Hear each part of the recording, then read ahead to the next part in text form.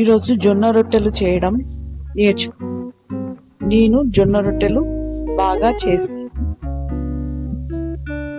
జొన్న పిండిలో వేడి వేడి మరిగే నీళ్లు వేసుకోవాలి. మరిగే నీళ్ళతో తడుపుకోవాలి. మొత్తం అవే వేసుకోవద్దు, కొన్ని నీళ్లు వేసుకోవాలి. చేతి కాలుతుందని నీ స్పూన్తో కొన్ని నీళ్లు వేసుకోవాలి. అలా మొత్తం నీళ్ళతో వేసుకొని కొద్దిసేపు అలా వదిలేయాలి. వేడిగా ఉంటుంది, చేయి పెట్టొద్దు. చూసుకోవాలి వేడిగా ఉందా చల్లగా ఉందా. పిండి చల్లగా అయిపోయాక మామూలు నీళ్ళతోని, నార్మల్ నీళ్ళతో మొత్తం వేడి నీళ్ళతో నార్మల్ నీళ్ళతో పిండి తడుపు.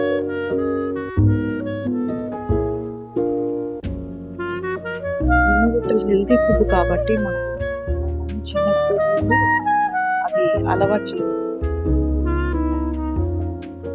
నేను చేసేదాన్ని. నాకు అలవాటు చిన్నప్పుడు.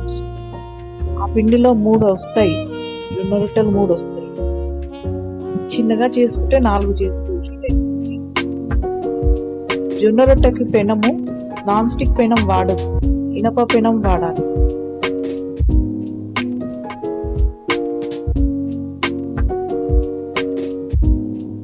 ఇనప పెనంలోనే బాగుంది. పెనంలో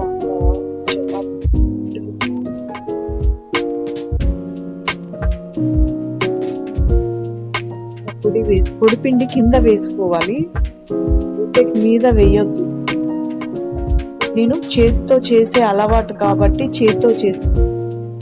మీరు చపాతీ చేసే కర్రతో చేసుకోవచ్చు, మీకు ఎలా అంటే అలా. చేతితోనే వత్తుతాను.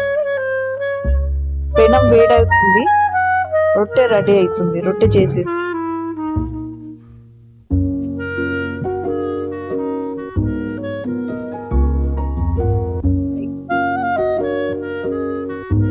జొన్న రొట్టె తీసి పెనం మీద వేసేటప్పుడు జాగ్రత్తగా వేయాలి.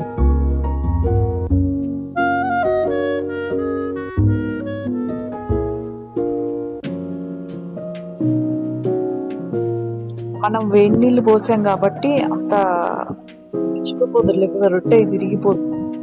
నేను చేయితో రాసానని మీరు చేయితో రాయకండి, బొబ్బర్లు వస్తాయి. నాకు అలవాటు.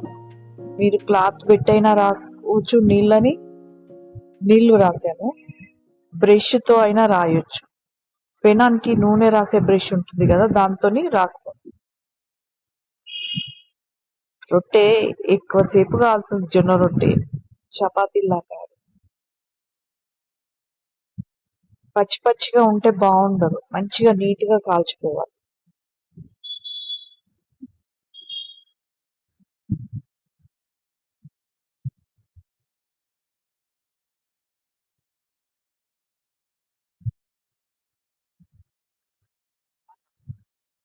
జొన్న రొట్టె రెడీ అయిపోయింది. మనకి తిందామా?